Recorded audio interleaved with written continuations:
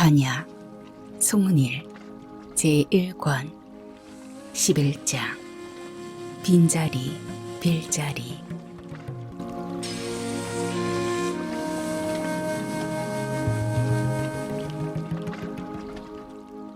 이한신과 김학주는 평생 만나지 않아도 아쉬울 것 없는 사이였다. 같은 해에 등과한 급제 동기라고는 하나 한신은 김학주와 사사로운 친분을 쌓지 않았다. 급제 직후 등과 동기들끼리 모여 한 차례 급제 자축 모임을 가졌을 뿐 이후 의정부와 내수사로 갈렸다. 어쩌다 마주쳤을 때 대면 의례적인 인사나 나누고 말았거니와 그가 외직으로 떠난 뒤에는 그의 존재를 떠올려 보지도 않았다. 낙향한 뒤 김학주가 도고 현령으로 부임해온 것을 알았을 때도 한신은 그러려니 했을 뿐이다. 그의 관할에 있는 꽃각시 보살을 찾게 되고 채정을 만나고 난 뒤 김학주가 도고 현령인 것을 공교롭게 여기기는 하였으나 특별히 마주칠 일 없을 터여서 잊고 살았다. 헌데 그가 자신의 생일을 빙자하여 초대를 해왔다. 한양에서 온양으로 올라온 지 사흘 만이었다. 꼭 이쪽의 동정을 알고 해온 초청 같았다. 급제 동기는 평생 교유하며 살 수도 있는 일, 부임지 근동에 사는 동기를 초대함은 자연스러웠다. 거절할 명분이 마땅치 않았다. 점심에 맞춰 와달라는 청이 있었지만 불어 정오를 두어 시진가량 비켜왔다. 잔치 자리는 예상했던 대로 한산해져 있다. 공식적으로 음주가 금지되면서 나라한 모든 잔치가 그렇게 맥이 빠졌다. 친분 두터운 사석에서는 차를 마시듯 술을 마시지만 공석에서는 음주가 마땅하므로 잔치 자리가 제대로 갖춰지지 않았다. 향리 너덧이 남은 김학주의 생일 잔치도 잔치라기보다 한담자리 같았다. 악기들이 없으니 악사들이 없고 술이 없으니 기녀들이 없었다. 상수발을 드는 관호들 몇이 주변에 시립해 있을 뿐 고을원이 생일자리 치고는 뭔가를 보여주기 위해 짐짓 꾸민 듯 소박하였다. 향리들이 생일 선물로 바쳤음직한 자그만 함이나 괴들도 무명 보자기에 쌓여 지나치게 건박했다. 그 함이나 괴들에 무엇이 들었을지는 김학주도 아직 모를 성 싶다. 한신은 붓한자루 든 부통을 생일 선물이라며 건넸다. 다른 선물들은 받은 그대로 쌓아놓은 김학주가 한신이 건넨 붓을 꺼내 반갑다는 듯 웃었다. 그렇잖아도 요새 붓들이 달아 새로 매려던 참인데 이공께서 때맞춰 주셨습니다. 고맙습니다. 붓을 핑계로 김학주가 향리들 앞에서 동기 자랑을 시작했다. 한신이 장원이며 자신이 차원인 방한이었노라고. 장원 급제한 사람은 역시 다르다며 겸양인 듯 위세를 부렸다. 이자가 왜 이러나 싶으면서도 한신은 김학주를 내버려 둔 채 필요할 때마다 웃음으로 때웠다. 김학주는 광화문 앞거리에서 어쩌다 한 번씩 마주치던 10여 년 전의 그라고 보기 어려울 정도로 인상이 달라졌다. 10여 년 전 병으로 사직한 뒤 이듬해 외직으로 나갔다더니 그때의 병이 지병이 되었던가. 얼핏 귀기가 느껴질 정도로 강파리하다. 웃음조차도 괴이적다 싶을 정도로 음습하여 자리가 어두웠다. 중요할 것도 없고 재미있지도 않은 말들이 오간 뒤 향리들이 일어섰다. 그들과 더불어 일어서려는 한신을 김학주가 차 한 잔만 더 하고 가라며 잡았다. 이공께서 향촌에 계신다는 소식을 듣고 뵙고 싶어 생일을 빙자하여 청했던 것이니 이공 너그러이 여겨주십시오. 그렇잖아도 김공께서 이쪽 현령으로 계시다는 소식을 듣고 있던 참이었습니다. 진작 찾아와 뵙지 못해 송구합니다. 평안하시지요?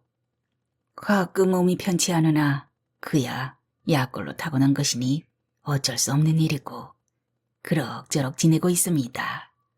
이공께서 사직하셨다는 이야기를 듣고 안타까웠더이다.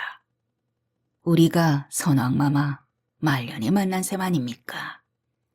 금상전화 밑에서 함께 벼슬살이를 시작했고요.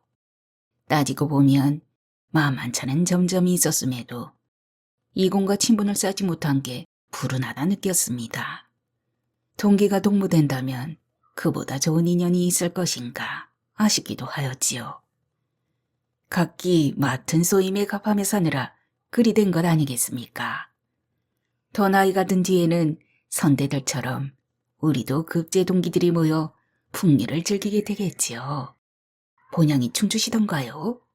아주 멀지 않으니 이따금 다녀오시겠습니다. 저야 고을원으로 자리를 비울 수 없으니 본가 식솔들이 이따금 다녀가곤 합니다. 그나저나 지난해 봄이었던가요? 이공댁이 큰일을 겪으셨다 하더이다. 누이를 잃으셨다고요. 죄가 날이 아니라 도움도 되어드리지 못하고 내심 송구했습니다. 마음을 쓰셨다니 황송하고도 고맙습니다. 아니 겪었더라면 좋았을 일이지만 이미 지나간 일입니다. 괴념치 마십시오. 꼭각시보살이라는 제 가나를 무녀아이가 그때 대가 인연을 맺었다는 소문을 들었습니다.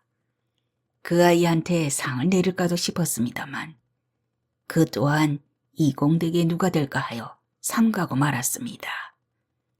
댁에서는 그 아이를 살펴주고 계시겠지요. 좋은 일이 아님에 처음부터 거론할 사항이 아니었다. 거론하였다면 의례적인 인사로 끝나야 마땅할 일을 길게 느리는 기막조를 건너다 보며 한씨는 애써 웃는다. 그 아이 덕을 크게 보았지요. 고마워 곡식을 좀 보냈고요. 당신 알벼락 맞듯 잃은 여식을 그 아이 덕에 찾았다 여기시는 소생의 모친께서는 여태도 틈틈이 그 아이를 보고 싶어 하실 정도입니다. 아, 김공 차당께서는 건강하십니까? 5해 전 소생이 괭산에 임하던 중 돌아가셨습니다. 다행히 가친께서는 정정하시고요. 저도 몇 년 전 부친을 여의었는데 저와 반대로군요. 나이 들수록 어른들 계심이 든든함을 실감하게 되지 않습니까? 그렇지요. 곁에서 모시지 못하는 게 죄송스럽기도 하고요. 이공께선 금세 다시 출사하게 되실 터이나 지금은 모처럼 쉬면서 모친을 모실 수 있으니 그 또한 복이십니다. 새해 전 이한신이 사직한 것은 전세 징수 문제로 조정이 들끓고 난 뒤였다. 가뭄이 심하니 전세를 감면하자는 측과 재정 손실을 이유로 감면의 부당함을 주장한 측이 극렬하게 대립했다. 전세 감면을 주장한 측은 근근히 농사짓는 대다수 소농들을 대변했고 감면이 부당하다는 측은 물론 대규모 논을 소유한 권신 집단이었다. 권신들이 소유한 농지들은 대개 면세 토지였다. 원래 세금을 내지 않으니 전세 감면으로 득볼 일이 없거니와 나라 살림이 부실해지면 자신들에게 손해가 생기기 마련이었다. 이한 씨는 그 스스로 대지주에 속하면서도 그해 전세를 정감하자는 입장의 상소를 제일 먼저 올려 논쟁의 파문을 열었다. 결과 그해 전세는 정감되었다. 그리고 이한 씨는 사직했다. 상감께서 이한 씨 쪽의 의견을 따르시면서 반대쪽의 분노를 잠재우느라 첫 상소를 올린 글을 내몬 것인데 형식은 자진 사직이었던 것이다. 관직 향배야 소생이 알겠습니까마는 책 읽고 말타며 유유자적할 수 있어 좋습니다. 모친께서 자식 얼굴 자주 보는 일에 즐거워하시는지라 다행이고요. 소생 또한 이곳에 와 벌써 2회를 났습니다만 주변 경관을 구경해 본 적이 없습니다. 어디가 좋더이까? 특별히 정해놓고 다니는 것은 아닙니다. 향촌 뒷산에서부터 근동산을 차츰 더듬어 다니는 중입니다. 엔간한 산마다 한 채씩은 박혀있는 절 구경도 하고 절격 계곡의 물 구경도 하면서 말입니다. 이한 씨는 시종일관 느면하고 범절이 바랄 뿐이다. 바늘 하나 꽂을 틈이 없게 곁을 내주지 않는다. 김학주도 쉽지 않으리라고 짐작은 했다. 노선이 분명히 다르거니와 싸운 친분이 없고 서로 섞일 수 있는 품성도 아니었다. 깊은 학문을 탐구하는 사람들이 아니니 글을 논하랴. 멋부릴 사이가 아니니 더불어 시를 주고받으랴. 서로 한껏 사리며 상대를 탐색하느라 이야기가 겉돌 수밖에 없었다. 김학주가 이한신을 청한 첫 번째 목적은 그를 통해 한성의 근황을 듣자는 것이었다. 허나 그가 순순히 상감이 어떠시고 조정이 어찌 돌아가는지에 대해 말할 거라 기대한 것은 아니었다. 좋은 일입니다. 하여도 두어의 시시였으니 일을 하고 싶을 법합니다만 혹 다시 불려가실 만한 기미는 없습니까? 제가 무능하여 사직한 사실을 조정에서 하는데 새삼저를 쓰려 하겠습니까? 소생이 오든 하나 그걸 바랄 만치 어리석지는 않습니다. 게다가 관직을 벗어난 지 몇 년 되니 매인대 없이 사는 것 또한 버릇이 된 듯합니다. 모처럼 안사람을 도와 집안 살림을 꾸리는 재미도 있습니다. 안사람이 그토록 많은 일을 하고 있음을 어찌 알았겠습니까? 제 안사람은 다스리는 땅들에 소출이 많게 할 방법을 마름들 자긴들과 더불어 백방으로 연구하고 있다이다. 군데 저수지를 받고 소출이 끝난 즉시 객토와 거름을 해놓고 겨울을 난다 하더군요. 나락에 생긴 벌레들을 없이 할 방책들을 배우면서 또한 연구하고요. 그리하다 보니 소출이 조금이라도 늘어가고 소출이 느니 자긴들과 더불어 나눌 게 많아진 듯 하였습니다. 소생은 물론 모르고 살았지요. 안사람 아니었더라면 헛개비인 것을 모르고 장부며 사대부라 은수대며 살았음을 요즘에야 깨닫는 참입니다. 충주긴공댁 부인께서도 그러하실 테지요. 안으로는 어른 모시면서 자식들 키우고 가솔들 다스리고 밖으로는 집안살림 경영하시느라 노심초사하실 깹니다. 아, 긴공댁은 가친께서 상존하시니 바깥살림 경영은 가친께서 하실 수도 있으시겠습니다. 소생집은 이공댁만큼 살림이 크지 않습니다만 안사람 고생이야 자심할 터이죠. 게다가 소생은 자식을 둘이나 잃어 큰아이가 이제 15살입니다. 막내가 사내아이인데 겨우 7살이지요. 이공은 자제가 어찌 되십니까? 김학주의 큰딸이 15살이었다. 밑으로 딸이 2 더 있고 끝둥이로 아들을 두었다. 현재 18살인 이한신의 아들이 미장가라 들은 게 작년 봄 온율서원 사건 즈음이었다. 이후 장가들였다는 소식을 듣지 못했다. 생일을 핑계로 그를 청하려다 보니 문득 여식을 그쪽으로 시집 보냄이 어떨까 싶은 생각이 났다. 물론 노소론이 더불어 혼사를 맺는 일은 드물지만 찾아보면 예가 없지는 않았다. 그리 생각하게 된 까닭이 따로 있긴 하였다. 혼맥으로 세력을 늘려가는 집권 사대부들은 같은 파라 하여도 종오품의 혈령일 뿐인 한미한 집안에 여식을 돌아보려 하지 않은 것이다. 노선이 달라 그렇지 이한신의 집안은 대대로 10손가락으로 다 꼽지 못할 당상간을 배출한 명문가였다. 이한신은 스스로도 이대로 물러날 사람이 아니었다.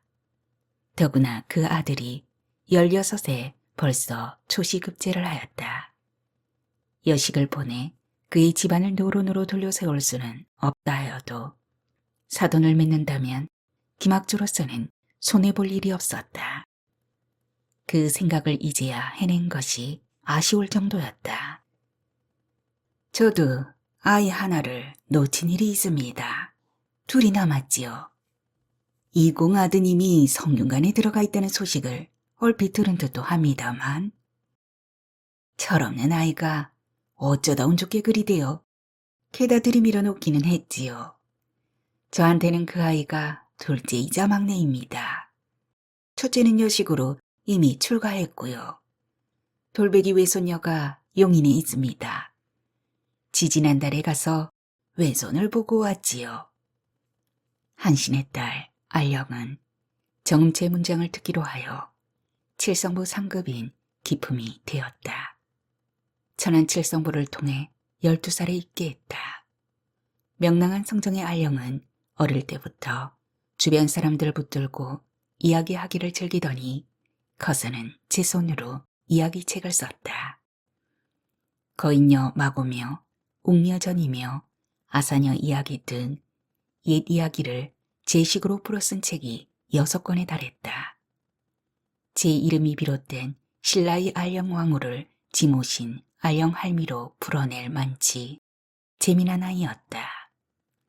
그 이야기 책들 덕에 분계를 높인 아령은 2해 전에 용인 현모부 경흥 무진의 아들 석황과 혼인했다. 정구부민 예문관 검열로 재직 중인 석황은 현모부 상급인 여품이었다. 아드님 장가는 들이셨습니까?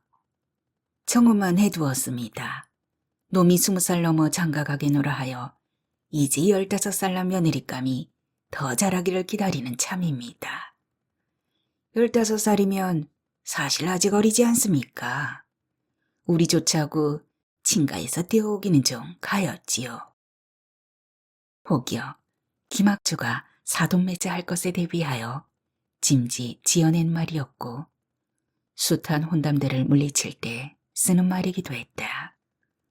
무영은 낮으로는 글 공부를 하고 밤을 오면 동소문, 현무부 선원에 나가 무예 익히기에 바빴다. 사신계는 현실의 관직도 하나의 특기로 인정해 품계를 올렸다.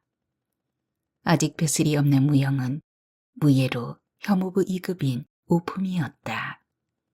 그 아이는 무예에 침이 없던 아비와 달리 몸 놀리기를 즐겼다. 제 어미가 개원 아닌 것이 자라면서 때로 불편했던가. 무영은 대가에 급제한 뒤 칠성부원에게 장가들 터이니 우선 내버려 두어달라 하였다. 제 누이가 개원과 눈이 맞아 혼인한 것을 보고 저도 꿈을 꾸는 것이나 그리 되긴 어려울 터였다. 칠성부원 중 어쩌다 제 맘에 쏙 드는 처자를 발견한다면 모를까. 아마도 아비처럼 무영도 걔 밖의 가문의 교수와 혼인하게 될 것이었다. 가내가 두루 걱정할 것 없이 이루어져가는 이 공덕이 한량없이 부럽습니다. 이한신을 향한 부러움을 솔직하게 표현하는 김학주는 속이 쓰렸다. 그만한 집안에 그만한 아이가 여태 정원하지 않았을 까닭이 없었다. 욕심내는 집안이 얼마나 많았을 것인가. 그래도 기대했던 것은 이한신이 여식을 시집 보낸 용인 땅의 그 집안이 자신의 집안보다 나을 것이 없다 여긴 탓이었다.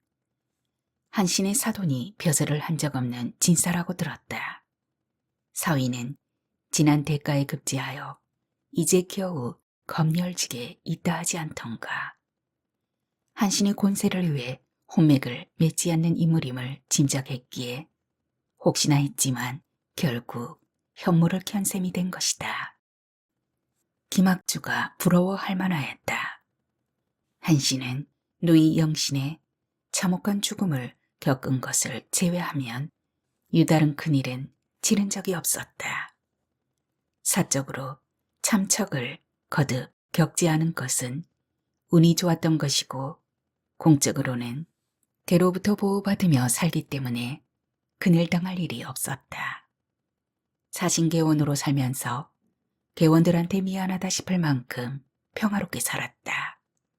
대대로 사신개원이었기 때문이었다. 그래서 한신 집안의 모든 것은 곧 사신계의 것이었다. 정략이라 할 수 있는 혼인을 하였던 것도 그런 까닭이었다. 누대로 개원인 집안에서는 바깥 세상과 인척을 맺어야 할 필요가 있었다. 바깥 세상에 쌓이는 힘이 곧 개의 힘이고 개의 울타리였다. 그로하여 개를 넓히고 개원을 생산하기 때문이었다. 11살에 있게 하여 18이 된 아들 무영에게도 그건 마찬가지였다. 앞날이 어찌 알겠습니까마는 현재까지는 소생운이 좋았던 것 같습니다. 그 점에서야 김공인들 다르시리까. 아깝게 놓치신 자제들이 있긴 하여도 잘 커나가는 자제들이 있는데요.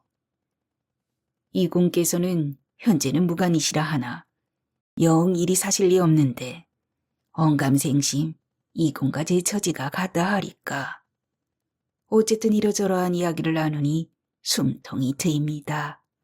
더러 풍광조와 풍류 즐길 만한 곳이 발견되면 소식 주사이다.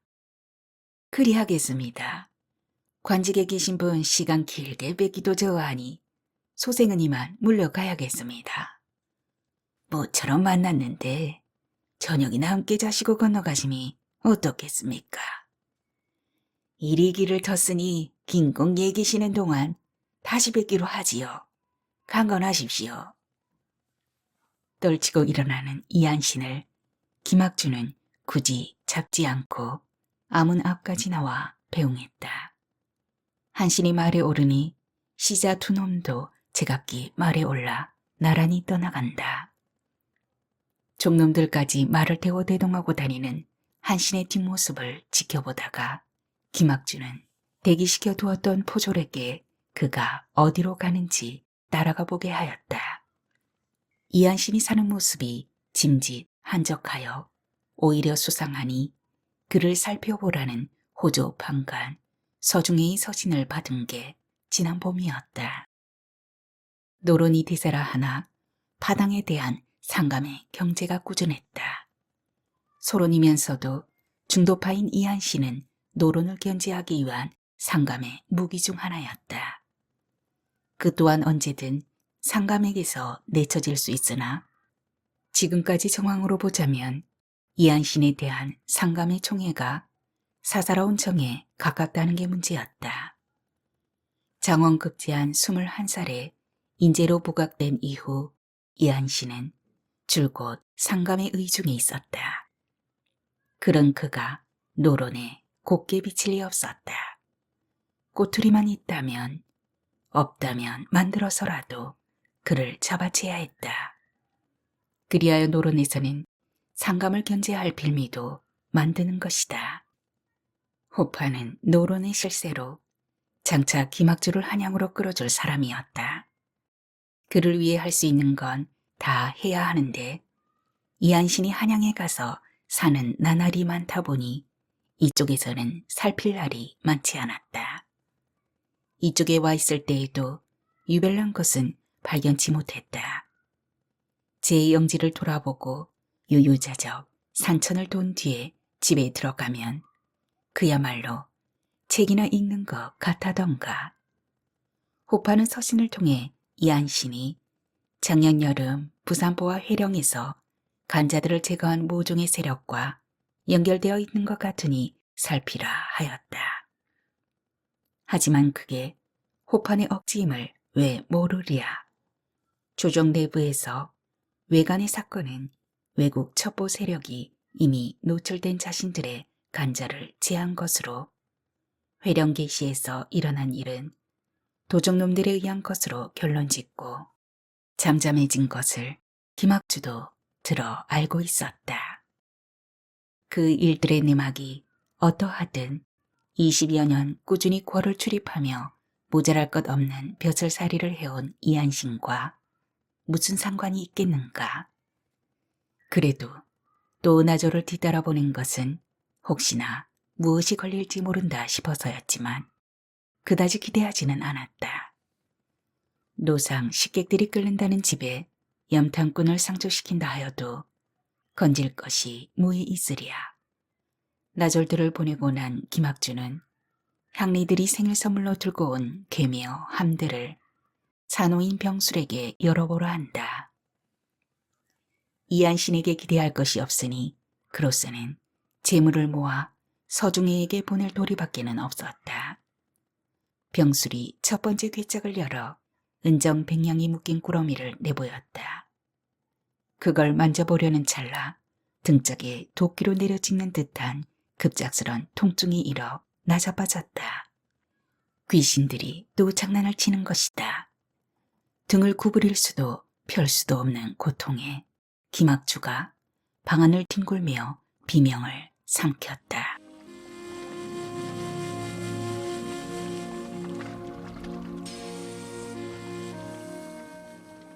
해가 워낙 짧은 계절이라 어느새 날이 저물 즈음이었다.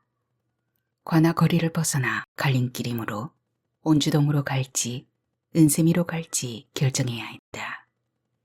사흘 전 한양에서 내려오던 길에 채정을 이미 보았다.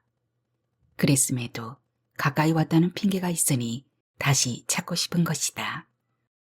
집에서 점심을 먹은 뒤 도고 관하로 향할 때부터 내심 채정을 보고 난 뒤 온주동 사돈댁을 들르리라 작정했다. 한양 다녀온 이야기를 하려 사돈댁에 들르기로 한참이었다. 온주동은 1시쯤 걸리고 미타원은 1시경이면 닫는다. 반야는 한신이 이 겨울이 깊어져 섣달 즈음이 되면 상감을 가까이서 모시게 될 내직으로 들어갈 것이라 예시하였다. 반야의 예시가 어긋나는 걸 본 적 없으니 틀림없을 것이다. 조정에 들지 않고 사는 맛에 길이 들어가는 참이었다. 한 20년 관직에서 살았으니 그만하면 충분하다 싶기도 했다. 하지만 개원으로서 자신의 의무는 아직 관직에 있었다. 개내의 무사들을 적세적소에 꽂아야 하고 필요하다면 개원들의 현실의 신분도 바꿔주어야 했다.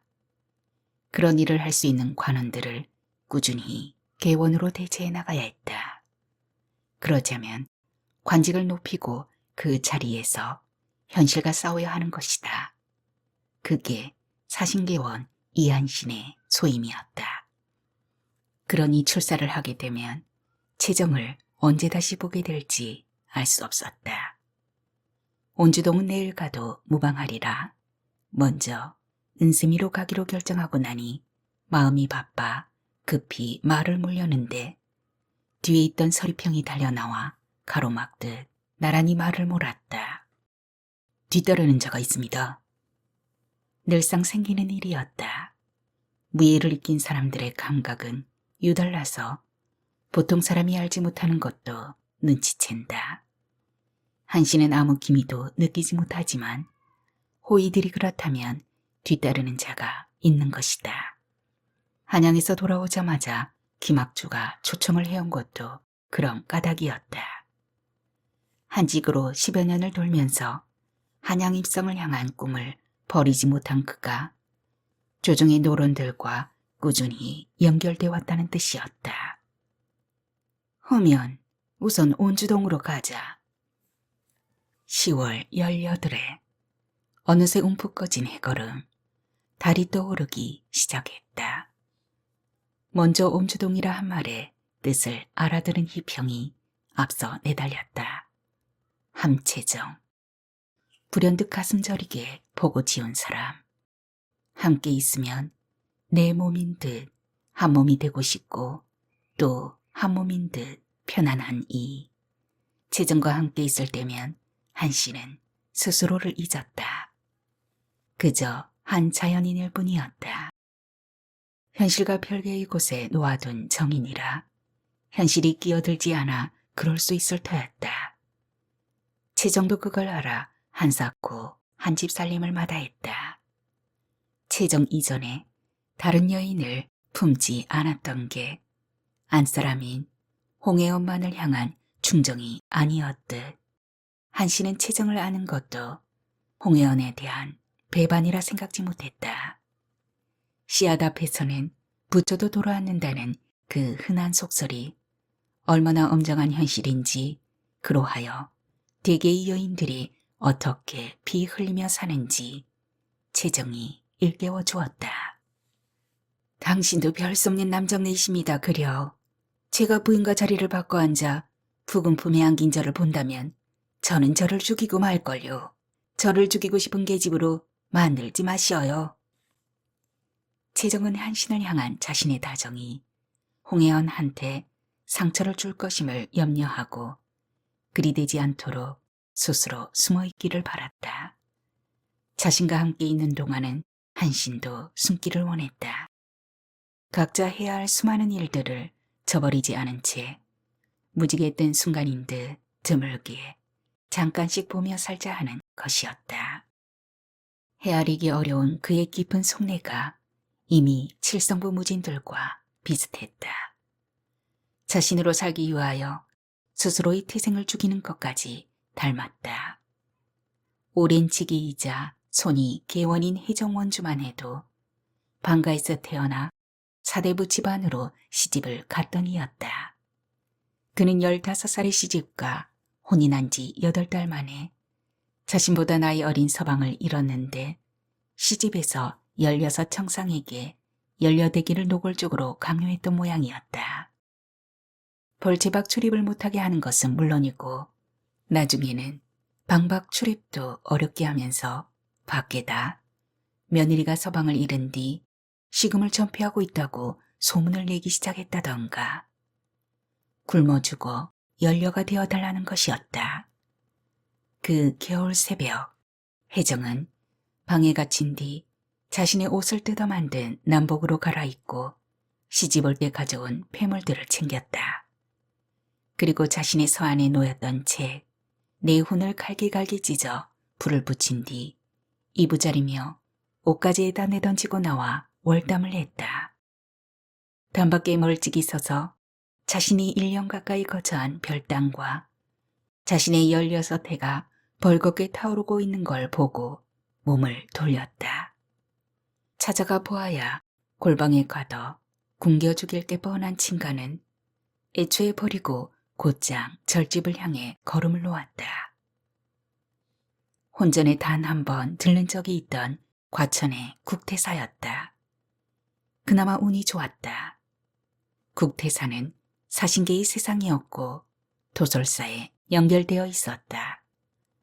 도솔사는 혜정처럼 자신을 죽이고 나왔으나 의탁할 데 없는 여인들이 계에 발견되었을 때 인도되는 곳이었다. 그곳에서 수련하고 입계하여 각자 살 곳을 찾아가는 것이었다. 20해 뒤 혜정은 무진이 되어 혜정원을 이어받았다. 그가 혜정원주가 된 뒤 혜정원의 규모가 10배 이상 커졌다. 혜정원 안팎에 소속된 칠성부원이 100명이 넘었다. 그 옛날 늙은 영감의 후실 자리를 버린 채정이 찾아든 동매 만신의 품도 개의 세상이었다. 동매가 채정을 개에 들이지 않은 건 채정에게 반야를 낳게 하기 위함이었다. 그게 채정에겐 불운했던 것인지 모른다. 지금쯤 양평에서 진료로서의 수련을 하고 있을 반야였다. 반야가 언제 미터원으로 돌아올지는 그 스스로만 알 터였다. 사흘 전 돌아오던 날밤을 함께 보낸 채정은 반야가 절집을 떠돌고 있을 거라는 한신의 말에 눈물 지었다. 모든 어미가 자식에게 지극하다 하여도 자식을 무녀로 낳은 슬픔이 더해진 채정의 지극함에는 당할 수 있을 것 같지 않았다. 그 자식이 지금 얼마나 장한 일을 하고 있고 앞으로 하게 될지 알려줄 수 없는 게 못내 안타까웠다. 그래도 반야로 인해 채정은 지금까지보다는 안전하게 살게 될 것이다. 개원을 식구로 둔 이들은 스스로 개원이 아니어도 자신들도 모르게 울타리를 지니게 되는 것이었다. 물론 온전히 안전할 수는 없었다. 멀리 갈 것 없이 개원 집안에서 자라 시집갔던 영신이 그 증인이었다. 귀하다고 너무 곱게 키운 탓이었던지 아이 성정이 너무 어렸다. 있게 순서의 문답과정을 통과하지 못했다. 내 어머니가 명제 경각임에 어머니 곁을 떠나야 하는 명이 내리면 너는 명을 받아들여야 한다는 식의 있게 문답에 놀라 사색이 되어버린 아이였다. 있게지 못하고 보통 방가의 딸처럼 시집을 갔다. 그러함에도 영신이 그 참화를 당하게 된 원인은 개원 집안에서 자란 이력 때문이었을 것이다. 보통 사대부 집안의 안악이라면 가마를 타지 않고 호종도 없이 집을 나서지 않는 법이었다. 자유롭게 자란 사람이라 겁도 없었던 것이다. 때문에 저의 두 아들은 조부모 손에서 자라게 되었다. 외숙이 찾아들자 사랑으로 나온 10살짜리 태환과 8살 빼기 성환이 한신을 향해 나란히 절한다. 외가에 가신 어머니가 왜 안이 돌아오시냐고 울부짖던 작년의 어린아이들이 제법 의젓해졌다. 태환이 성환이 그동안 많이 컸구나. 우리가 지난 봄에 만났지? 예, 외숙님. 예, 외숙님. 입맞춰 대답하는 두 아이를 보며 정참이가 흡족해 웃는다. 아비 없이 크다 어미맞아 이른 아이들을 기르며 온율성원 훈장으로 살고 있는 그였다. 그가 더 이상의 벼슬 꿈은 접고 서생들의 선생 노릇을 하겠노라 했을 때 한신으로서는 뜻밖이었다. 자신은 그곳을 돌아보기도 싫은 까닭이었다. 누이와 12아이의 죽음을 맞닥뜨렸을 때에 참상을 떠올리면 아직도 치가 떨렸다. 사건을 기어이 의금부로 끌어올렸던 것도 죄인들이 난 집안을 아예 닫아버릴 작정이었기 때문이다. 정참이도 수긍한 일이었다. 그가 서원 훈장이 되겠노라 한 것은 죄인 둘의 차명을 당하고 세 죄인이 옥정에 수감된 뒤였다. 정참이는 이왕이 죽은 아이들 때문에 5 집안이 회생불능이 되어버린 것에 안타까움을 느낀 듯했다. 영 폐쇄될 뻔한 서원이 다시 열리고 작금에 이르러 아무 일 없었던 듯 계속되는 것도 그 덕분이었다. 공부들은 열심히 하고 있고. 외숙의 물음에 두 아이가 천연덕스럽게 예, 예 하는 바람에 방 안에 웃음이 돈다. 태환이 성환이한테 무슨 공부를 얼마나 열심히 했나 물어볼 참인데 대답이 용감한 걸 보니 우선 상부터 줘야겠는걸. 이 외숙이 무슨 상을 줄 거나? 궁리하는지 아이들이 고개를 숙인 채 잠잠하였다. 최근에 보려던 한신은 뒤늦게 아차한다. 고개를 드는 작은 놈 성환의 눈에 눈물이 그렁그렁하지 않는가. 외숙을 봄에 쟤들 어미를 떠올림을 알면서도 매번 뒤늦게 깨닫는 한신이었다. 이 노릇을 어찌할꼬. 한숨을 뱉은 한신은 상환에게 팔을 내밀었다. 상환이 이리 오너라. 내 애미 대신 외숙이 한번 안아보고 싶다. 순간 아이가 앙 울음을 터뜨리며 와 안겼다. 한신의 품속에서 아이가 울부짖었다. 어머니를 못 봤습니다. 어머니를 못 봤어요. 우리 엄마를 한 번도 못 봤어요. 작은 놈의 울부짖음에 큰 놈이 고개 수그린 채 울었다. 눈뜨고 못 볼 지경인 제 어미의 죽음을 아이들에게 보여줄 수는 없었다. 시신 없는 장례를 치른 아이들은 제 어미의 죽음을 믿지 못하여 아직 울고 있는 것이다. 이 아이들에게 제 어미 죽음에 얽힌 사연을 어찌 말해주고 수긍하게 할 것인가. 한씨는 그 방법을 궁리하느라 아이들을 하염없이 다독인다.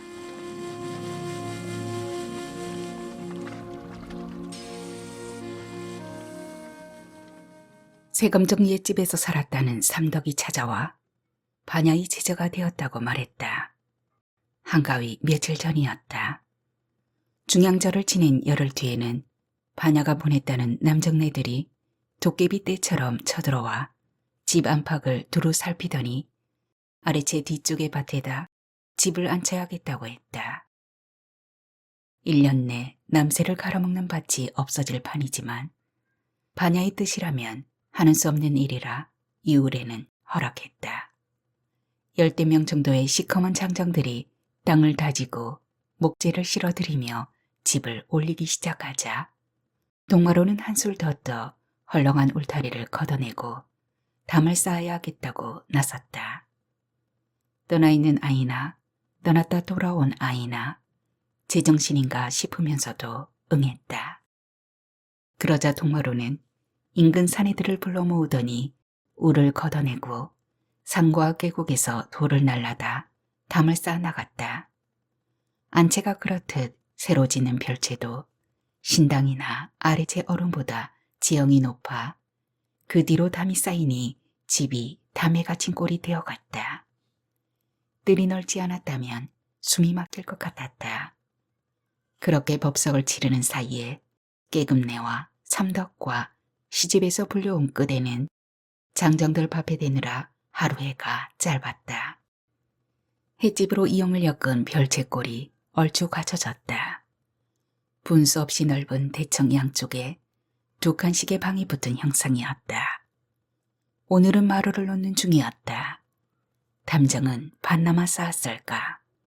담장 밖에서 돌을 골라 얹고 흙을 개어 쌓는 형국이라 집안이 크게 수선스럽지는 않았다.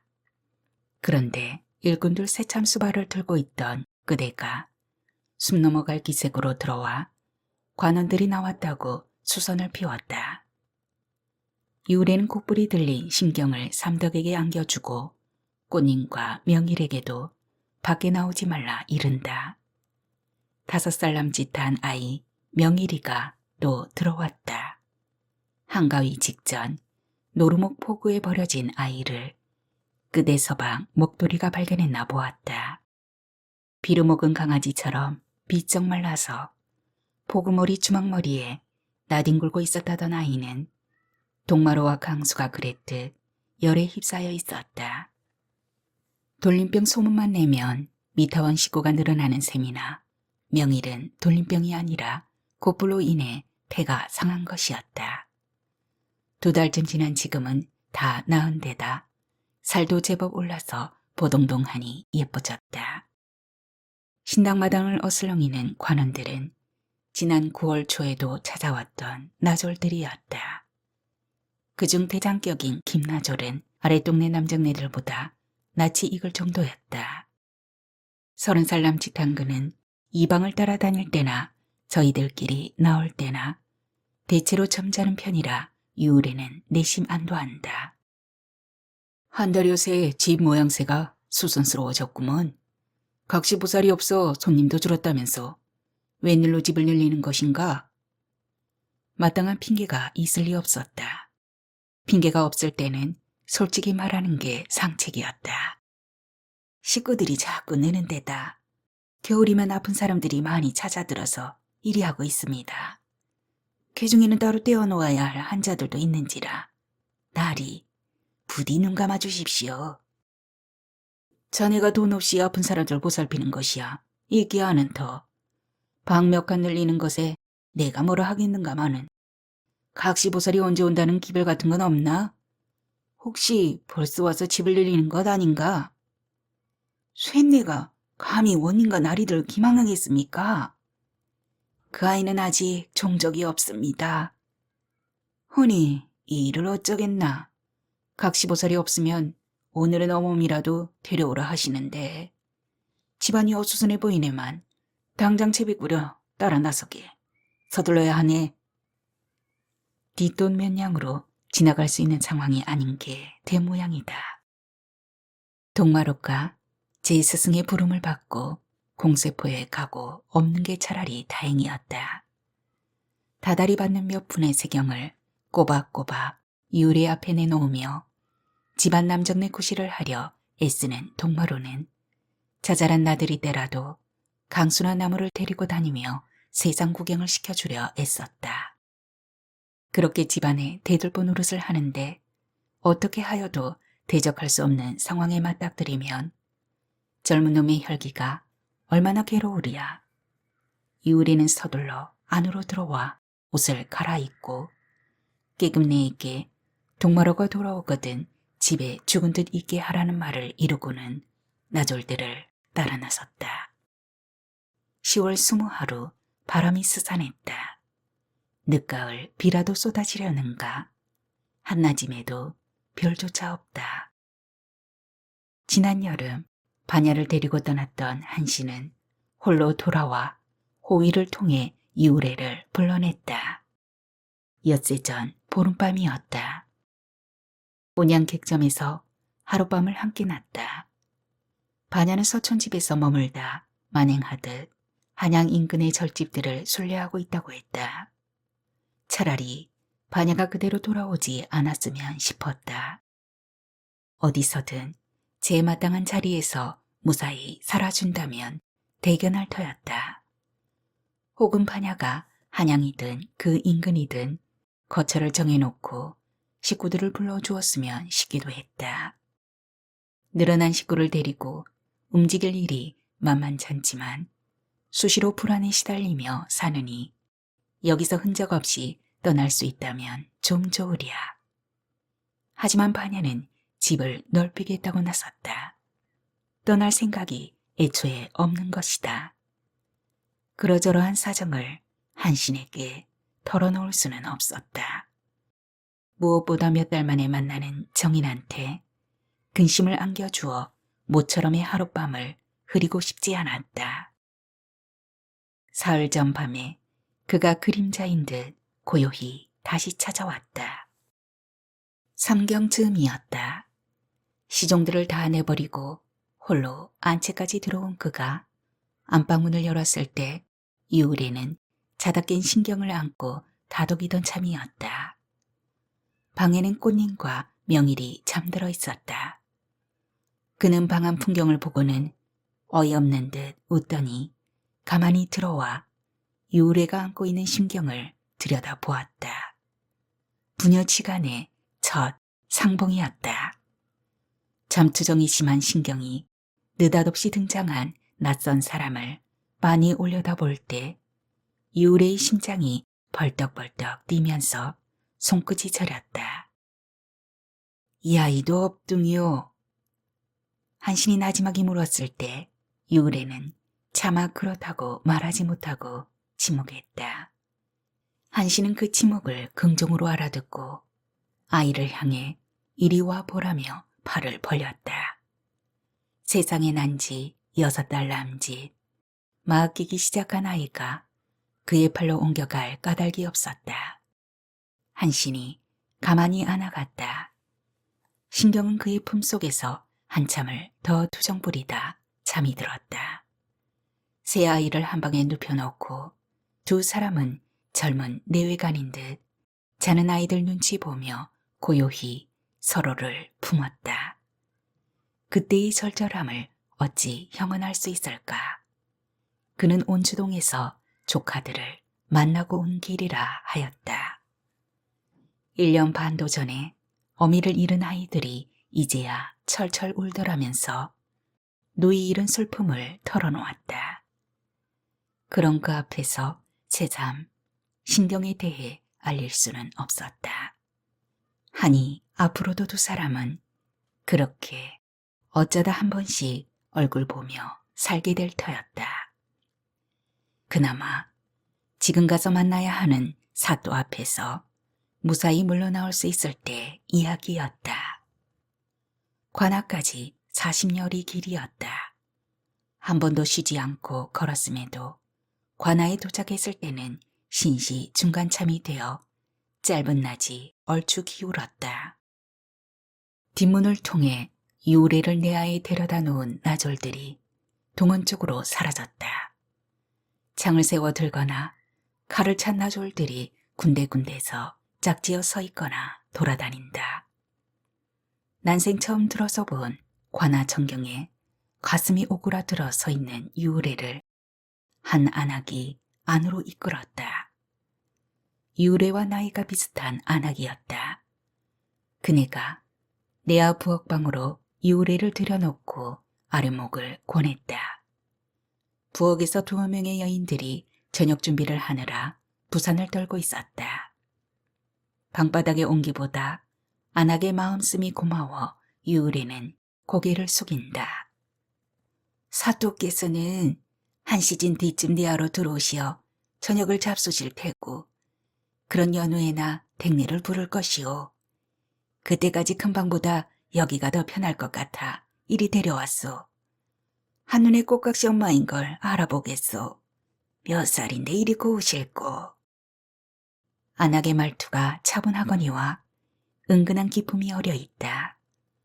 험한 일을 하며 사느라 외양이 남루해도 품이 넉넉한 여인이었다. 갑신년생입니다. 나도 갑신년생이요. 갑장을 만나면 반가운 법인데 느닷없이 끌려온 갑장한테 반갑다고 하기는 안 되었네. 나는 안산집이라고 하오. 그쪽은 은샘에서 왔으니 은샘댁이라고 해야겠구먼. 은샘댁. 어제 딸아이 데리고 도망가지 않고 여적 여기 있다가 이리 봉변을 당하오.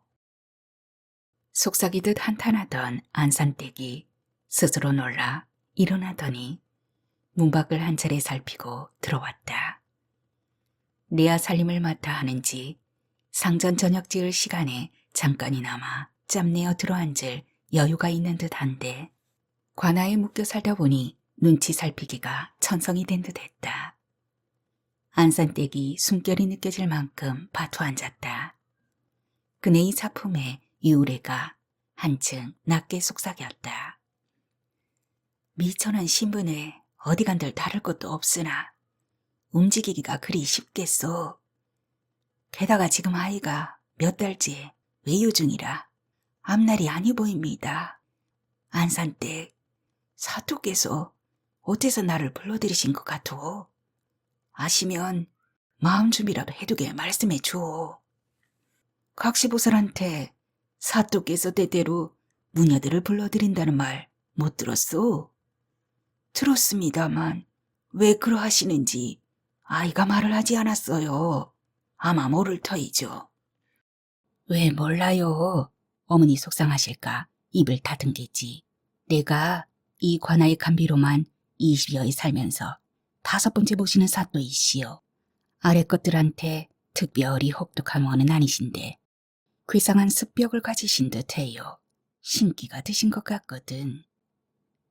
마지막 말은 너무 낮아서 유래가 새겨들어야 했다. 물론 반야를 통해 알고 있던 사항이었다. 반야는 사또의 그 신기를 죽이겠다고 나선 아이였다. 양반과 벼슬아치의 위세로 모자라 제게 내린 신기를 제1신의 영달을 위해 써먹으려는 놈의 작태를 봐내지 못한 탓이었다. 달걀 오바이치기일 노릇을 겁없이 제 요령껏 하고 있었다. 지금 유래가 알고자 하는 건 사또가 그 신기로 인해 어찌 행동할 수 있는가 하는 것이다. 체면이라는 게 있어 그걸 지키고자 하는 보통 양반들은 제 행위에 명분을 찾기 마련이었다. 김학주는 그 명분을 버린 자였다. 그래서 그가 더 무서운 것이었다. 꽃각시보살이 잘 본다고 하는데 사또도 아주 잘 본다오. 서리 들이며 군간 포졸들이 사또를 얼마나 무서워하는지 몰라요. 관내 향리들이며 가세 번듯한 집들에서 벌벌 떨면서 재물을 싸다 바치는 듯해요. 내 여기 사는 동안 이번 사또처럼 형구를 자주 차리게 하는 걸 본 적이 없어요. 덕분에 관아 곡창이 그득한 건 물론이고 부임한 지 두어 해 만에 사제도 한산 쌓은 것 같소. 아마도 내 집으로 옮겨갈 방도를 마련하는 것이겠지. 여하튼 셈때 사또가 금세 알아보고 물고를 낼 테니 이따 불려 들어가면 섣부른 말은 하지 마오.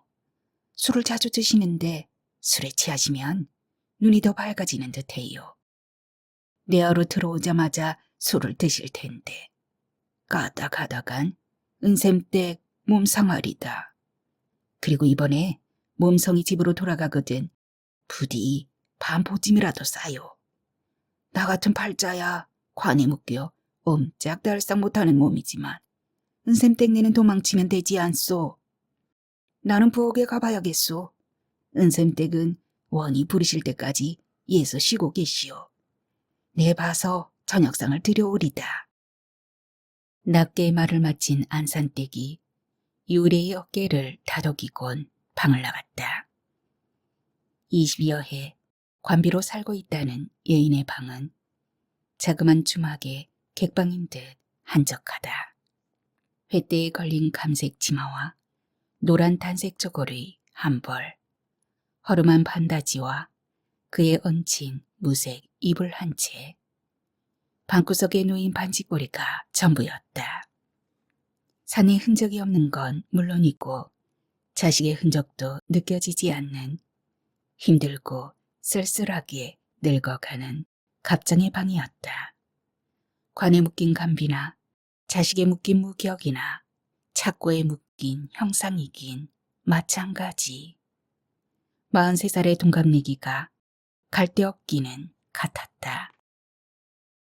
진작 내아에 들고도 제가 불러들인 천한 백성을 잊어버린 듯 잠잠하던 김학주가 불안과 초조로 기진할 지경인 유래를 불러들인 건 이경이나 되었을 때였다. 안산댁이 방문을 열어주더니 유래가 내실로 들어서자 뒤에서 문을 닫았다. 방 안에는 큼지막한 등불 둘에 촛불 두 자루가 더해져 있어 환하다. 방 안에는 현령과 그의 산호인 듯한 젊은 사내가 함께 들어있었다. 24살 남짓한 젊은이가 저라고 일어난 유래한테 사또 앞에 나아가 앉으라고 일렀다. 사또는 경장 맞은편에 앉은 이우래를 넌지시 바라보며 한참 동안 내버려 두었다. 경상 양쪽의 촛불들이 내는 소리가 들릴 만큼 조용한데 젊은 종이 경상 위에 놓인 찻종지에다 술을 채웠다. 사또가 그 술을 소리 없이 들이켜곤 잔을 내려놓는다. 종놈이 다시 잔을 채워 놓았다. 반야가 이자한테 몇 번 불려왔던가. 작년 동짓달에 시작되어 지난 6월에 떠나기까지 달마다 한두 번씩이었으니 10번가량 되는가. 반야는 그 낱낱을 기억할 텐데 유래는 한참을 떠올려 봐야 하는 자신을 깨닫고는 불현듯 코날이 시큰해진다. 반야가 제 아무리 기가 센 점쟁이로 이름을 높였다고는 하나 기껏해야 20살 남짓한 어린 몸이었다. 딸 자식이 이 자리에 와 앉기까지의 고통 대신 그 아이를 바라봐야 하는 고통만으로 눈물 흘렸던 자신이었다. 관아에 들어와 지금까지 몇 시간 동안도 혹시 욕을 보고 나면 사온 죄를 어찌 볼 것인가 몇 번이나 생각했다. 진작 그를 따라 한양으로 갈 것을, 그의 안악으로 살 것을, 반야한테 고집을 부려 은샘을 떠나야 했던 것을. 그 모든 사념이 어미로서보다 한 계집이로서의 후회였다. 내 여식 별님이가 언제 돌아오리라 짐작하느냐. 이대로 밤을 새려나 싶을 만치 긴 침묵 뒤 김학주가 거두절미한 채 나지막이 물었다. 유래는 숙인 고개 위로 떨어진 물음에 눌려 고개를 더 숙인다. 항송하옵니다, 사또마님. 쇠내 그 아이 돌아올 날을 어림하기 어렵나이다. 내 여식이 한사코 제 신기야 틈을 내게 보여주었느니라. 그러함에도 그 아이가 어떻게 그런 이름을 얻었다 여기느냐? 섣불리 말하다 몸 상하지 말라고 안산댁이 염려할 만큼 놈은 신기가 강하다 하였다. 신기로야 무서울 게 없는 반야조차도 놈을 적수로 여겼다. 반야가 그 앞에서 무기로 삼은 것은 신기 얕음이었다. 저항의 의지 없음이었다. 불가항력에 응할 방법이 그 수밖에 없으리라는 걸 유래는 깨닫는다. 쇳내의 시어미가 젊은 날 무녀 노릇을 했던지라 아이가 그걸 보고 자라싸웠고 또 그 아이 어린 날부터 총기가 높아 절집을 다니다 글자를 어림잡게 익혔사옵니다. 경문과 역설을 읽고 외엔 덕에 짐지 점쟁이 노릇을 하게 된 듯 하나이다. 그래, 그 아이한테 식자가 들었으면 내 짐작하였다. 헌데 경문과 역설을 읽는다? 주역을 읽을 수 있다는 말이냐? 절집을 다니며 경문을 익히다 보니 글 읽는 흉내를 내게 된 듯 하옵니다. 그랬다. 그 아이 영특한 것은 내가 알아보았고 너는 신기가 전혀 없구나. 헌데 너도 그 아이가 없으면 사주쟁이 노릇을 한다던데. 아이 없는 것을 모르고 오는 손님들께 죄송하여 아이 빈자리에 앉아 시간을 때우나이다. 손님들이 제가 무격도 점쟁이도 아닌 것을 모두 아시는지라 쇳내가 사주쟁이 노릇이라도 할 처지는 아니옵니다. 의원 노릇도 한다 들었다만. 아이 어릴 때 약사보살이 들었노라 소문이 난터라 어찌할 수 없이 해열이나 설사에 드는 약재를 준비했다가 찾아오는 손님들에게 나누어 주며 아이 이름값을 보충하였을 뿐 감히 의원 흉내를 내오리까. 지난 여름부터 우리 관내의 돌림병임이 틀림없는 증세가 곳곳에서 보이고 있다는 보고를 받은 중이니라. 위에다 품신했거니와 관내 의원들한테도 돌림병을 구제할 방법을 찾아보라 명했다. 의원 흉내를 내는 너한테도 혹여 무슨 수가 있느냐? 천하고 무지한 쇠뇌한테 어찌 그런 수가 있겠나이까. 부디 용서하소서. 생김새도 그러하다만 말장난하는 품새가 이제 보니 영락없이 그 어미의 그 딸년이었구나. 관장 앞에서도 기죽지 않고 답해대는 게 제법이야. 재미나다만 내 그 재미나 보자고 이 밤에 널 마주 앉은 건 아니다. 너의 여식 별님이 얼마 전부터 내게 느껴지지 않는다. 아주 간 것이냐? 아니면 네가 떠나보냈더냐? 마주 앉은 상대의 영이 맑은지 흐린지 정도는 앵간한 사람도 다 보는 것. 남들 보는 정도만 볼 수 있는 유래가 12거리 구판의 사설을 다 웬다 해도 상대방의 영기의 높낮이를 측정할 재간은 없었다. 그건 묻기가 들린 사람들, 귀신을 볼 수 있는 사람들한테 해당되는 말이었다. 하여도 놈이 몇백 리 밖에서 움직여 다니는 반야를 느끼거나 볼 수 없을 거라는 건 안다. 반야는 스스로 필요한 만큼 제 영기를 다스려 쓸 수 있는 아이였다. 이 시골 구석에 앉은 위인이 느낄 수 있을 정도로 제 영기를 흘리고 다닐 허튼 반야가 아니었다. 흘러가는 대로 흘러갈 수 없는 것. 그게 그 아이가 서럽게 타고난 불운이기도 했다. 아이가 심신을 보호하고 연기를 높여보고자 떠날 때 아니 돌아온다는 말을 한 적이 없사옵니다. 자식한테 얹혀 사는 쇠뇌 또한 그 아이한테 떠나가라 할 만한 힘이 없나이다. 그저 몸이 약하여 어딘가에 엎드려 있지 않나 하옵니다. 계집이 몸이 아프면 집에서 보양하는 게 자연스럽지. 제 아무리 무녀란들 집을 나서서 치료를 할 리 없다.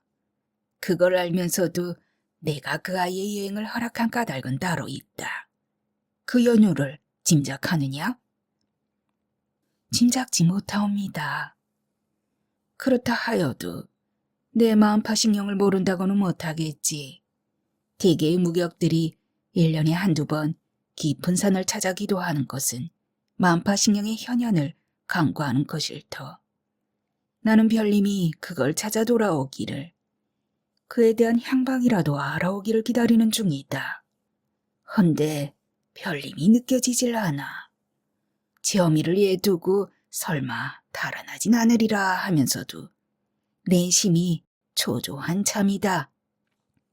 철없는 아이가 꿈속에서나마 이야기 속의 귀물을 보겠사옵니까? 나으리 부디 살펴주시옵소서. 살피고 말 것도 없다. 내 여식이 언제 돌아올지 나도 너도 모르는데. 나는 당장 그 아이가 필요하다. 하면 내가 어찌해야 하겠느냐. 16살에 명색이 양반집을 나서 무격의 집으로 들어선 이후 후에는 반야가 이자한테 불려다니게 된 뒤에야 했다. 스스로를 위하여 그걸 후회함도 어미로서의 도리가 아니었다. 한 사내한테 모녀가 능욕을 당해야 할 끔찍함도 살아남기 위해서라면, 사는 게 자식을 위하는 일이라면 감당 못할 것도 없었다. 유울에는 이한신의 정인으로서의 자신을 힘겹게 접으며 머리를 조아린다. 쇳내가 감히 나리의 뜻을 알겠나이까. 부디 이 천한 년의 목숨이나마 연명케 하여 주옵소서. 놈이 허허허 소리 높여 웃다가 급작스레 머리를 감싸쥐고 보료 위로 널브러졌다. 놈의 종자가 달려들어 끌어안는데 놈은 신음을 흘리며 종자품에서 버둥댔다. 묻기에 틀렸으되 내린 곳을 하지 않은 자의 정황임을 알아보면서도 이울에는 안절부절 못했다. 청껏에게 제 험 보이기 싫어 나가라는 명을 내릴 법한데 놈은 종자품에서 낮은 비명만 질러댔다. 뜬것들에 시달리는 것이다. 유울에는 뜬것들을 볼 수 있는 눈이 없었다. 하여도 무업을 익힌 세월이 27해째였다. 귀신들도 제 집을 부수지는 않는 법. 놈에게 붙은 뜬것들이 놈을 죽음으로 몰고 가지 않을 것이라는 정도는 알았다. 놈이 죽지 못할 것이면 걱정하는 신용이라도 해야만 이 자리에 끌려온 값이 될 것이었다. 유울에는 앉은 걸음으로 놈에게 다가들어 종자한테 안긴 기막주의 머리에 두 손을 댔다. 관세음보살, 본심미묘, 육자대명 왕진어는 그 긴 이름에 비해 짧다. 온만이 반매홈, 천상 아수라, 인간, 축생, 악귀, 그 육도의 증생들을 제도하여 육도의 문을 닫게 하는 진언을 귀신들은 꽤나 무서워한다고 했다. 귀신들이란 제도받고 싶지 않아 그리 된 영들이라는 걸 반야한테 배웠다. 유울에는 버둥거리는 놈의 머리통에 손을 댄 채 온만이 반매홍과 준재 진언을 번갈아 웬다. 나무사다남, 샴막삼 못다, 구치남, 다나타, 옴 잘해주래, 준재 사바하, 불임. 온갖 부처들을 성불시킨 부처 어머니들의 진언이라고 하나 지금 경우에 맞는 진언일지는 이후에도 몰랐다. 그저 떠오르는 대로 외는 것뿐이었다. 놀랍게도 종자품에 안긴 놈의 버둥걸음이 찾아들었다. 이후에는 가만히 물러나 놈이 누운 보료에서 아까보다 멀찍이 앉아 하회를 기다렸다. 시린 머릿속으로 이한신이 찾아들었다. 유울의 앞에서 그는 사대부 노릇도 장부 노릇도 하지 않았다. 유울의 앞에서 한신은 그저 한 계집을 살뜰히 어여삐 하고 그 계집에게서 예쁨 받기를 바라는 사내였다. 체면을 세우지 않아도 되는 두 사람은 그저 마음 가는 대로 서로를 대했다. 유래가 턱을 쓰다듬으면 그는 앞뒤 분별하지 못하고 유래를 끌어안았다. 그가 깃볼을 물면 유래는 온몸이 저려 그의 품을 파고들었다.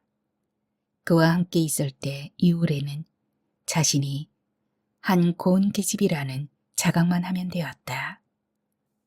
반야가 오래지 않아 돌아오지 않겠소? 아이가 돌아오면 아이한테 집을 맡겨놓고 사나흘이라도 우리 둘이 고즈넉이 보낼 방도를 찾아보아요. 한밤에 찾아든 그가 그리 속삭일 때 세상은 유래에게 여우비 내린 날처럼 영롱했다. 그 정도면 여한 없이 살았다 할 수 있을 터였다. 오늘 맞은 세상이 먹비친들 어떠리. 눈앞에 김학주가 언제 채신 잃고 몸부림을 쳤냐는 듯 몸을 세우고 앉아 개슴츠레한 눈으로 빙글거리며 유래를 건너다 보았다. 한참 후에 그의 입이 열렸다. 귀신을 못 보면서 귀신을 다스릴 수 있다니. 너의 재주가 용구나. 무녀답다. 여기 있는 동안 무녀들만 취하기로 한 나한테나 살아서 여길 나가야 할 너한테나 다행한 일이다. 살아 못 나갈 이유가 없다. 하니 우선 술이나 한 잔 마셔라. 병수라, 저 사람한테 한 잔 그득하게 따라주고 너도 한 잔 마셔라. 보려 옆 벽에 그림자처럼 붙어있던 종자놈이 고개를 숙이곤 일어나 술을 따라다 유래한테 건넸다. 미타주만큼이나 독한 소주였다. 이런 술을 자주 마신다면 놈은 무병이 아니라 술 때문에 죽을 수도 있을 것이다. 유래가 술을 마시고 빈잔을 건네자 종자놈도 한 잔을 따라 들이켜고 술잔을 채워 김학주 앞에 놓는다. 한 잔씩 마셨으니 흥이 날 것이다. 병수라, 눈이 부시니 불을 하나 줄이고 어멈의 옷을 벗겨라. 어멈을 도와 옷을 벗게 한 연후 내 앞에서 놀아보아라. 내 놈은 기집에 굶주렸고 어멈은 사내에 굶주렸을 것이니 마음껏 놀아보아. 대신 소리는 내지 말거라. 내가 그림을 보듯 움직여보란 말이다. 잠시의 두통이 남아 낫게 해준 은공에 대한 보답치고는 어이가 없었다. 병수리 놈이 경상 양쪽에 켜졌던 촛불을 손끝으로 눌러 끄고 앞장 앞에서 흔들었던 불도 껐다. 대청 쪽 문 앞에 서 있는 틈만 남은 넓은 방 안이 어스름해졌다. 병수리 유래 앞에 와 무릎을 꿇고 앉았다. 김학주 놈에게 능욕을 당하는 것까지는 예상했던 유래였다. 종자를 내보내고 단둘이 된 방 안에서 벌어질 행태이겠거니 어리만 것으로도 끔찍했다. 그런데 놈이 보는 앞에서 놈을 대신한 놈에게 몸을 내줘야 한다니 두 겹, 세 겹으로 당하는 겁탈이었다. 예상은커녕 상상조차 해보지 않은 상황에 유래는 넋이 반남아 나갔다. 불빛이 멀고 옅어 병술의 눈빛도 제대로 보이지 않았다. 열고 넓은 두 그림자가 불빛 반대편 벽 쪽으로 커다랗게 늘어져 있는 게 보일 뿐이었다. 느닷없는 사태에 옴나위 없이 사로잡힌 유래는 안쓰러운 눈빛으로 손을 뻗어오는 병술의 얼굴만 바라보았다.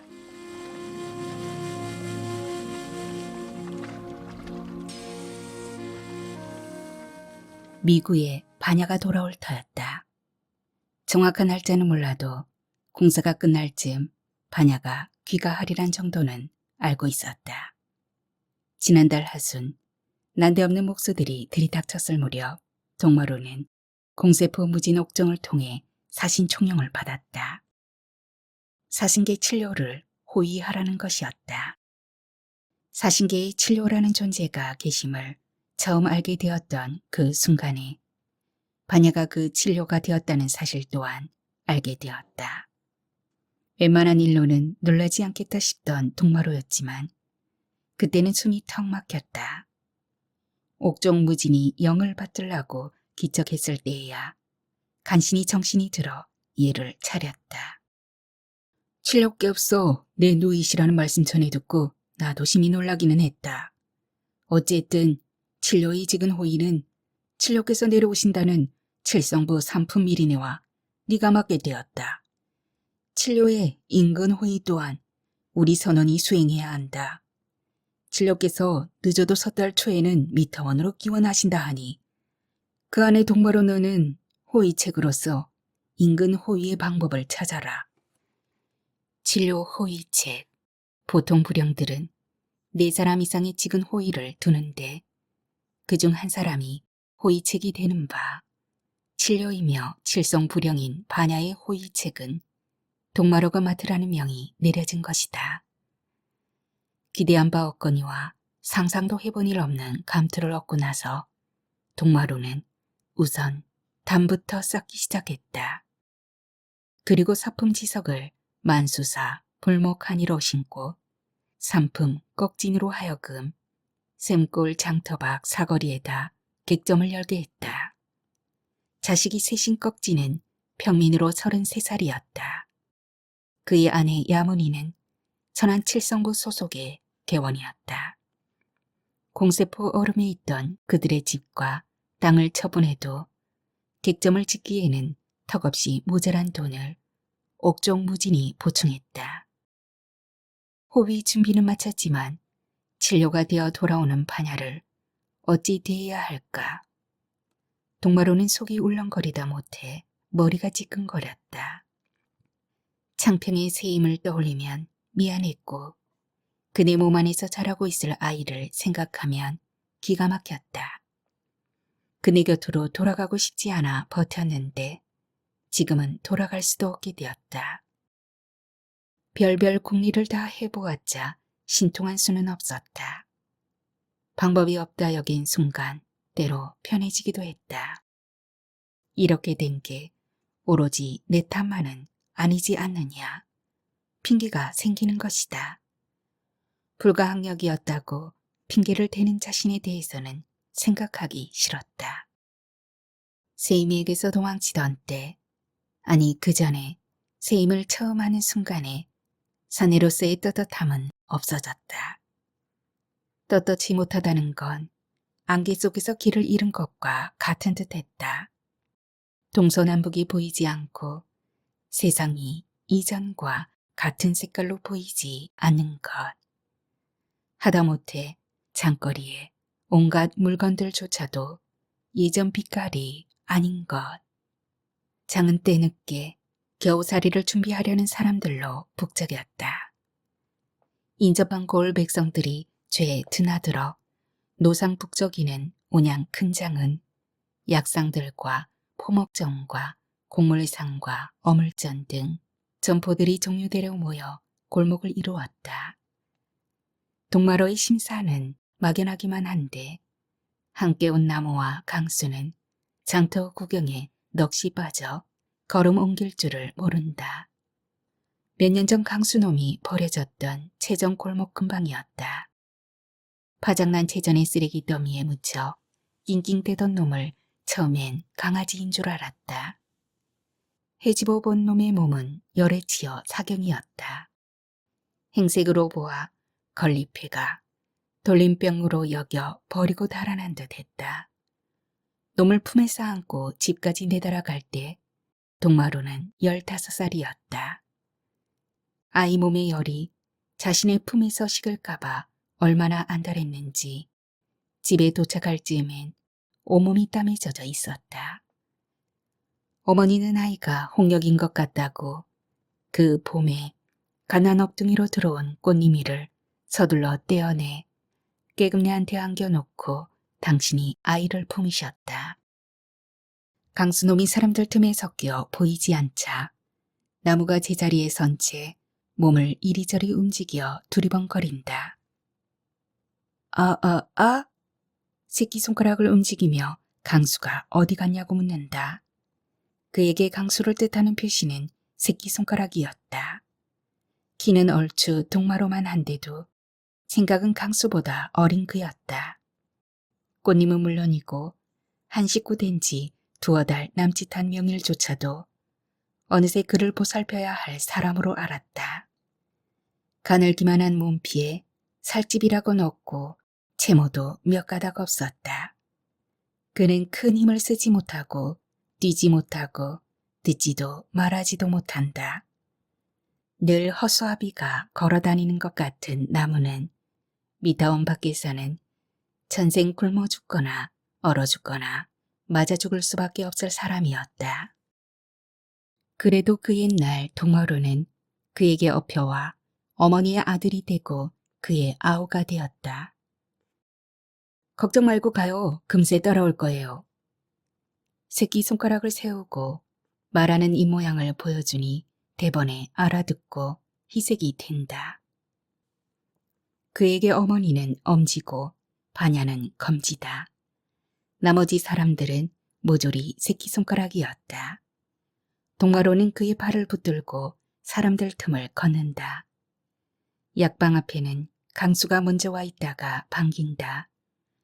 동마로는 둘을 약방 앞에 두고 안으로 들어섰다. 미타원에는 늘 어지간한 약재가 상비되어 있어야 했다. 인근 마을 사람들은 어디가 아프면 멀리 있는 의원에게 달려가는 대신 가까운 미타원으로 왔다.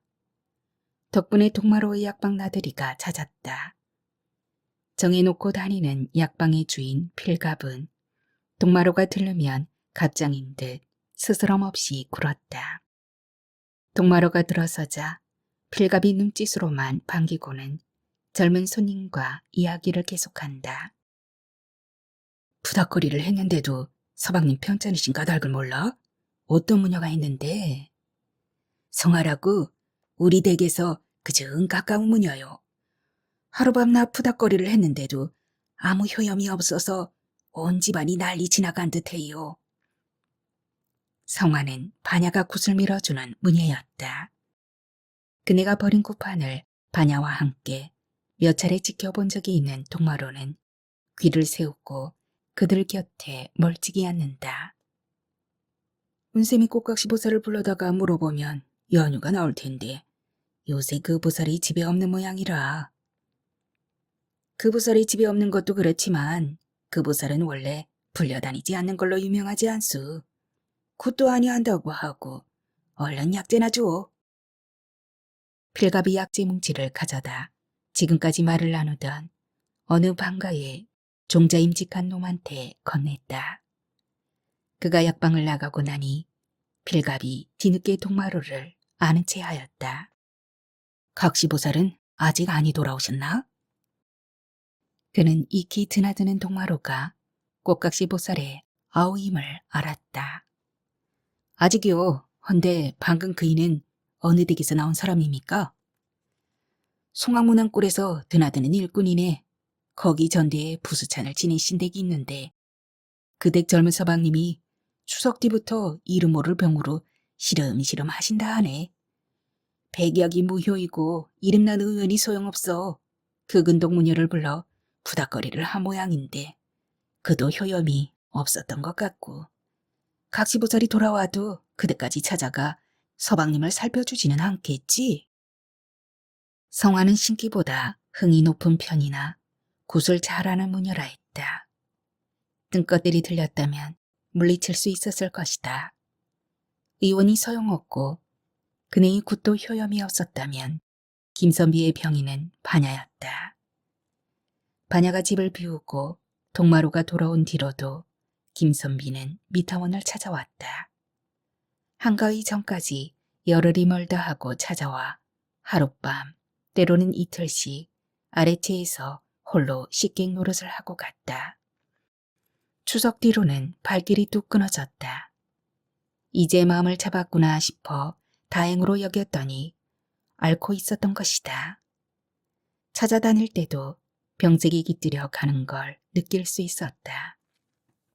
김선비가 제 고집으로 병을 키워가고 있노라고 어머니가 근심하시는 것을 듣기도 했다. 다정도 병이라 했으니 병이 될 수도 있을 것이다. 그런데 다정으로 든 병과 고집으로 키워가는 병은 어떻게 다른가? 동마로는 그 차이를 생각해 보기 무서워 도리지를 치고 만다. 글쎄요, 언제 돌아올지 모르거니와 르이야 하는 일에 감나라 배나라 할 처지도 아니어서 드릴 말씀도 없습니다. 여기 필요한 것들을 적어왔습니다. 동마로는 유우레가 약지 이름을 적어준 종이를 필갑에게 내민다. 필갑이 종이를 약방 일꾼한테 건네주고는 바짝 다가앉았다. 또 제 누이 자랑을 하려는 것인가. 동마로는 쓴웃음을 짓고는 문 밖을 내다보며 딴청을 부린다. 의원인 그가 천민인 동마로를 매제감으로 눈여겨보는 까닭은 누이가 시집을 못 간 탓이었다. 의원 노릇보다 약방주인 노릇을 주로 하는 그로서야 벼슬 할 것도 아니니 누이를 시집 보내는데 신분을 따질 필요가 없는 것이다. 누이가 손끝 야무지게 바느질을 잘한다 하였다. 음식 솜씨도 좋다 하였다. 한살림 할 만큼 혼수도 넉넉히 준비되어 있다고 하였다. 23살이 되도록 시집을 못 간 필류 곡절에 대해 그는 말하지 않았고 동마로도 묻지 않았다. 하지만 동마로는 빌갑의 누이가 시집 못 간 까닭을 이미 들었다. 언청이었던 것이다. 층것들이 청것을 낳듯 언청이는 언청이를 낳기 마련. 시집가기 어려웠을 게 당연하였다. 일이 만난 김에 내 속 시원히 물어보겠네. 혹 우리 집으로 장가들 생각이 있는가? 저 상투 튼 거 아니 보이십니까? 상투야. 장성한 사내가 마음만 먹으면 아무 때나 트는 걸. 자네 장가 아니 간 걸 내가 왜 몰라. 우리 집 모친께서 자네 집까지 찾아가 살피고 오기까지 하신 걸. 겨우 한 달 전이야. 그새 장가를 들었을 리는 없고 속 시원히 솔직하게 말해보아. 진작 이리 말씀해 주시지 그러셨습니까? 설마 저 같은 놈을 그리 보아 주실 줄 몰랐죠. 애석하기도 저 지난 봄에 장가 들었습니다. 왜 제가 한동안 뜸했지 않습니까? 그때요. 누이가 돌아오면 처가에서 안사람을 데려올 것입니다. 그랬어? 예, 송구하고도 고맙습니다. 내가 벼르기만 하다 기회를 놓쳤구먼. 아쉽네. 하늘 수 없는 일이고. 세임과 엮이지 않았어도 그리할 수 없었을 것이다. 아니, 모른다. 필갑의 누이가 어떤 연유로 혼인을 못했건 그 모든 걸 불문하고 그네에게 장가를 들었을지도. 동마로는 필갑이 건네주는 약재 보따리를 메고 약방을 나온다. 약방 앞에 쌓인 마른 쑥부쟁이며 인동 덩굴 따위 뭉치들을 구경하던 강수가 이런 것도 약방에서 파는 게 신기하다는 듯 고개를 갸웃한다. 색색이 영롱한 포목전들을 지나 유기전으로 들어섰다. 안성 유기 공장에서 물건들을 받아다 파는 유기전 주인 형소는 44살로 개원이었다. 산품인 그는 장사꾼이라기보다 농사꾼인 듯 느리고 점잖았다. 옥종무진이 때로 엄한 아버지 같다면 그는 삼촌같이 스스러 먹고 임의로웠다. 동마로는 짐을 내려놓고 황금색으로 빛나는 가지 모양의 유기들을 바라보며 주인과 객들의 거래가 끝나기를 기다렸다. 상민복색의 젊은 내외가 그릇 2벌을 사기 위해 값을 흥정하고 있었다. 환갑을 맞는 부모를 위해 돈을 내어 두었다가 유기를 구입하러 나온 듯했다. 그릇값이 예상보다 높은 듯 깎아달라면서도 미안해하는 사품이 그림 같다. 형손이 한 벌에 성냥짜리 그릇 2벌을 단양에 넘겨주는 모습도 보기 좋다. 내외가 종이에 쌓인 2벌의 그릇을 메고 온 망태에 담고는 환하게 인사하며 나갔다. 요새 쌀 한 마리 60푼인데 한 양씩이나 깎아줘도 남습니까? 남는 게 없지. 아직 20몇 살로 보이는 내외인데 부모가 환갑이라면 오죽 귀한 자식이었겠어. 귀히 자란 아들 삭수 얻기 십상인데 부모 환갑에 방자 유기 마련할 정도면 된 게지. 이문 안 남아도 배가 부르네. 자넨 오랜만에 행차구먼. 집은 다 지어가는가? 집은 얼추 다 되어 말리는 중이고 담장은 반쯤 되어갑니다. 잘 지내셨죠? 여일하지. 여일한 게 다행이고 뭐 좀 먹고 돌아가려나? 형수는 통마로가 여느 때처럼 들러가는 길로 여겨 묻는 것이나 오늘은 용무를 가지고 왔다. 지방 공사를 벌이느라 돈을 얼마나 썼는지 동마로는 가늠하지 못했다. 목재와 인부들 품삯과 그들이 한철 먹어치우는 양고까지 아우르면 100냥 넘는 돈이 들어갔을 거라고 어림만 할 뿐이었다. 그런데 오늘 아침 어머니가 부르시더니 장에 다녀오라며 돈주머니를 건네주었다. 그 묵직함에 동마로도 놀라 돈의 출처를 물었을 정도였다.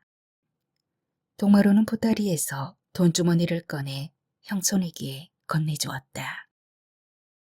전처럼 금물로 바꾸어 주십사 하시더이다. 자네 누이가 집을 비우신 지 한참인데 이 많은 게 그새 어디서 생기셨을꼬?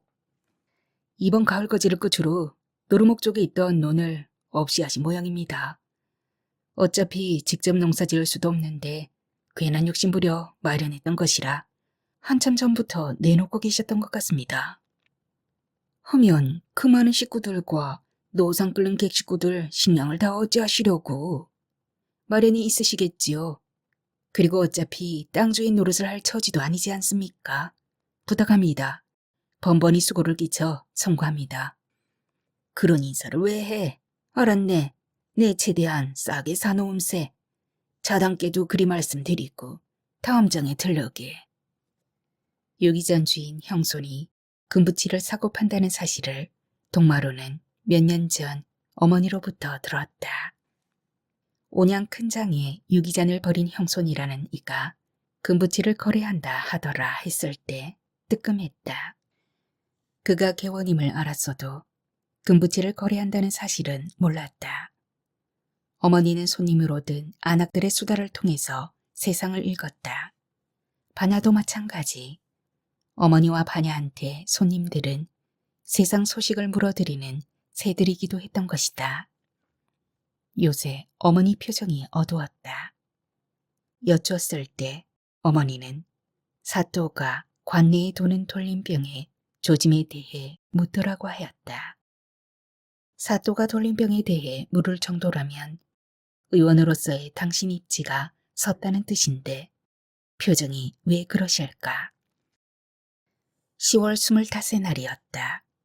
단풍이 막바지였다.